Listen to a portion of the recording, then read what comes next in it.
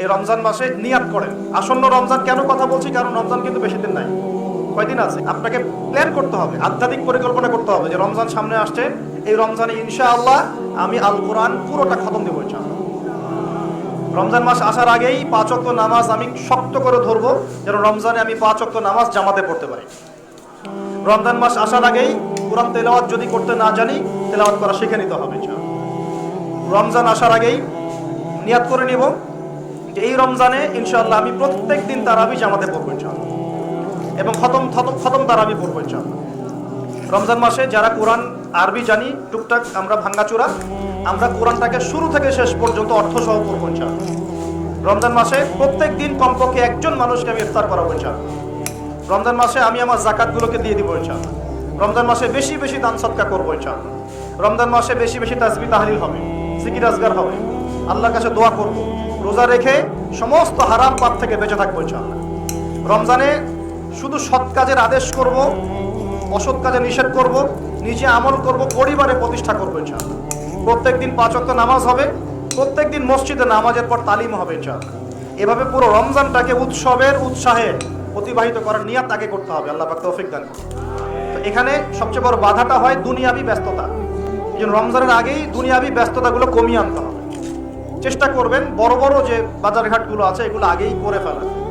আর আমি তো বলেই দিলাম যে দাম কিন্তু ওই সময় বাইরে যাবে, যদি এখন সামর্থ্য থাকে করে ফেলেন, সামর্থ্য থাকলে করে ফেলেন। আর যাদের সামর্থ্য কম তাদের জন্য কি হবে, পুরো দেশব্যাপী সামাজিকভাবে, যেমন এটা একটা সংগঠন আপনাদের না, এই এরকম সংগঠন যেগুলো আছে নন প্রফিটেবল এবং non political organization, both political and non political, সমস্ত অ্যাসোসিয়েশনগুলোর উদ্যোগে বা ফাউন্ডেশন অ্যাসোসিয়েশন যেগুলো আমরা করি ছোটোখাটো, এগুলোর উদ্যোগে ইফতার বিতরণ প্রজেক্ট করতে হবে। পারা যাবে ইনশাল্লাহ।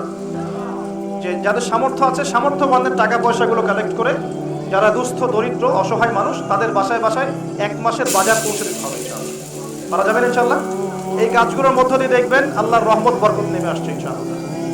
এই যে বললাম 5 কোটি মানুষ কিন্তু কম নয়, ওদেরকে খাওয়াতে হবে, তো খাওয়াতে হবে না? তাহলে এই আমাদের খাবারটাকে বন্টন করে ভাগ করে নিতে হবে। এই যে একের বিপদে সবাই এগিয়ে আসা, এটা ইসলামের সুন্নাহ, এটাই নবীর সুন্নাহ। এই জিনিসটা চর্চা করতে হবে। আল্লাহ পাক তৌফিক দান করুন। আর রোজা রেখে ভুলেও বিপদ তহমত সমালোচনা করতে যাবে, রোজা রেখে কথাই বেশি বলবেন না, খালি জিকির হবে, তেলাওয়াত হবে, আল্লাহর কাছে দোয়া হবে, ইস্তেগফার হবে। কথা কম, কথা বললেই বিপদ, কথা বললেই বিপদ। কথা 10টা কথা বলবেন, 2টা গীবত করতেই হয় না? গীবত করতে মজা লাগে, কেউ আজকে উস্কাই দিলেই বা গীবত করতে মজা লাগে। আর গীবত তো আপনারাই বা কেন করবেন না? গীবত তো শিখছেন আমাদের কাছ থেকে, গীবত তো আপনারা আমাদের কাছ থেকে শিখছেন। আমি আপনাদেরকে কি শিখাবো? আমরা আপনাদের কি শিখাইলাম? ওয়াজ মাহফিলে উঠে একজন বক্তা আরেকজন বক্তার গীবত না করলে ওয়াজ হয় না। এক আলেম আর এক আলেমের পিছনে হাত না দিলে ওয়াজ হয় না। তা আমি কি শিখাবো আপনাকে? আপনারা নিজেরা শেখেন, আমার দিকে তাকানো দরকার, নিজেরাই শেখেন। প্রিয় ভাইরা, রমজান মাসে রোজা রেখে এই কাজগুলো করতে যাবেন, কথাই কম বলবেন, কথা বললেই বিপদ। মানুষ যদি 2টা গালি দেয় চুপ করে থাকে, ও তার আমল নামা নিয়ে আল্লাহর সামনে দাঁড়াবে। আর কিয়ামতের মাঠে বহু নেকি ফ্রি পাওয়া যাবে। এটা কি জানেন? কিয়ামত অনেক নেকি বিনামূল্যে ফ্রি আসবে আমল নামায়। কেন আসবে বলি হাদিসটা। নবী সাল্লাল্লাহু আলাইহি ওয়াসাল্লাম বলেছেন, তোমরা কি জানো সবচেয়ে বড় মিসকিনকে, দরিদ্র মানুষকে? সাহাবীরা বলতেন, আমরা তো মনে করি যার সম্পদ কম সেই মিসকিন।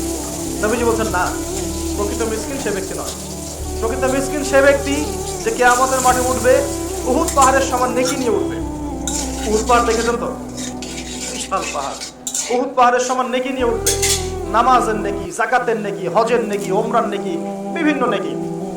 কিন্তু দেখবে সামনে বহু মানুষ দাঁড়িয়ে আছে। কেন দাঁড়িয়ে আছে?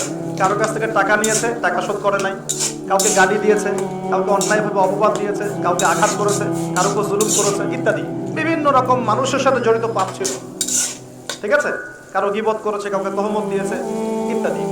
এখন আল্লাহ পাক বলবেন, এই ব্যক্তির নেকির যে পাহাড় আছে এখান থেকে নেকি নিয়ে ওদেরকে দিয়ে দাও।